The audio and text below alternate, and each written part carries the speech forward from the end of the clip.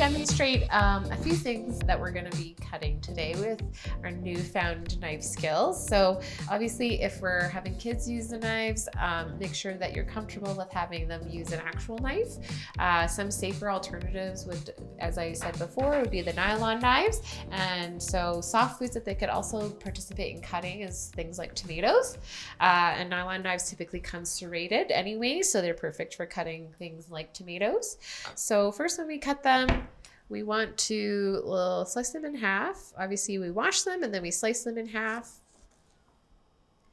And then we actually just want to cut in the middle. So typically when you're making a salad or anything else that uses raw tomatoes, we want to seed them, take the seeds out is what I mean, because then it would make the dressing and the texture of the salad less wet and not soggy. So these are great ways for kids to be involved with as well, because if you cut them, then kids can just spend that time taking the seeds out. Obviously, they're not going to do it as smoothly as grown-ups would, but this is a great way to just have them preoccupied for a bit while you're working on something else in the kitchen, cooking and stuff. So these are great ways that they can take up their attention while you're preparing other foods. So again, you can just sort of cut around it and then just seed it however which way you like. And these are great to, all right. And then they can turn it on with the skin side up, and then they can just start slicing into whatever shapes that you ask them to or demonstrate for them to do. So if we dice them, they can just take their time into cutting them into dice it into little pieces. These are just great ways for kids to sort of learn how to use a knife in a safe space, because you're also going to be watching them as well. And then we also have the jalapenos. So I wanted to demonstrate the jalapenos because in case some families are not familiar with it, I would say that quite a few families have used jalapenos before, but just to be safe, we want to make sure we don't touch the seeds as much as possible, because they can really burn when you touch them to your eye, touch your hand to your eye. So we just kind of want to slice it. And I would not recommend kids doing this part. So this is a grown-up step. And then we would just seed it.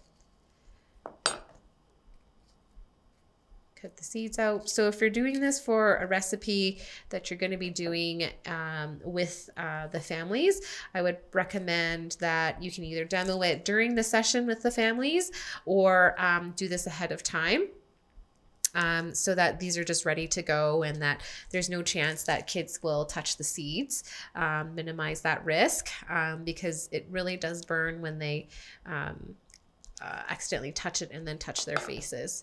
So we just kind of cut along the serrated edges here.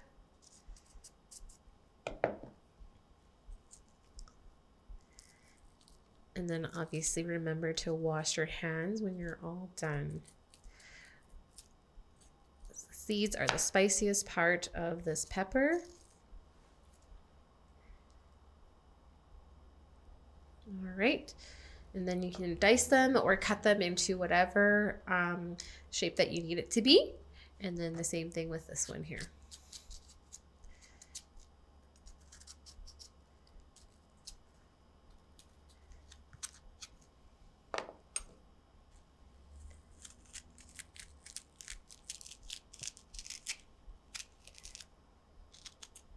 All right, and then you can also give them a good rinse in the sink as well to make sure all the seeds are gone, and then you cut them into the shape that you need it to be. All right. Okay, so now we're gonna cut the butternut squash. So this can be quite daunting because it's quite a hard vegetable to cut. So typically you could either peel the skin off. Most of the time I would peel the skin off, but today we're just gonna do it with the skin on. So you use a regular vegetable peel and you just peel the skin off. And then we would just cut this lengthwise like this. Sometimes it's tricky to get it right in half.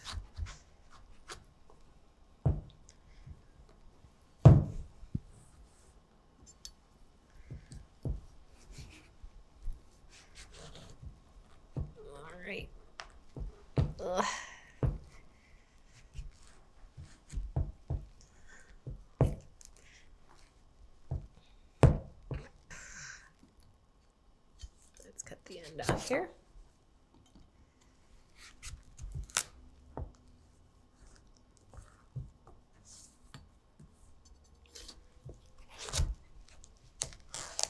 And usually it helps if you stand up, but that's okay. All right, and then we're gonna scoop the seeds out. And the kids also love doing this part.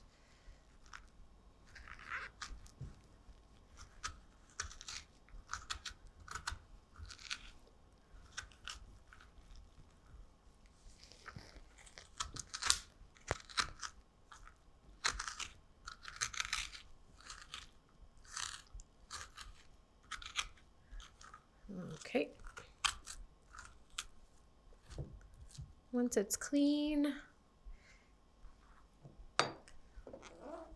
we can just turn it facing down. And then we'll cut the end off here.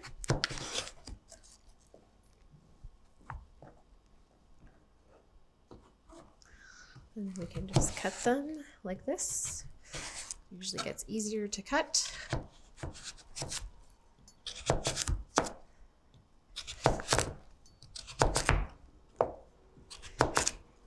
So once all the butternut squash is all cut up, you can either roast them as part of a side and make it as part of a side dish in your dinner. Sprinkle a little bit of salt and some pepper to bring the flavor out. You can roast it as a whole half, or you can roast them as slices like this, or you can cut them up into little diced pieces and roast them. If you have the butternut squash peeled, you can freeze and diced. You can freeze them and save them for another day. It's a great way to do some food prep so that you can take it out and put them on a baking tray to roast them to eat in diced pieces, or you can roast them and then put them in a blender with some salt, pepper, and some spices that you like and herbs, and blend them up and make it into a soup.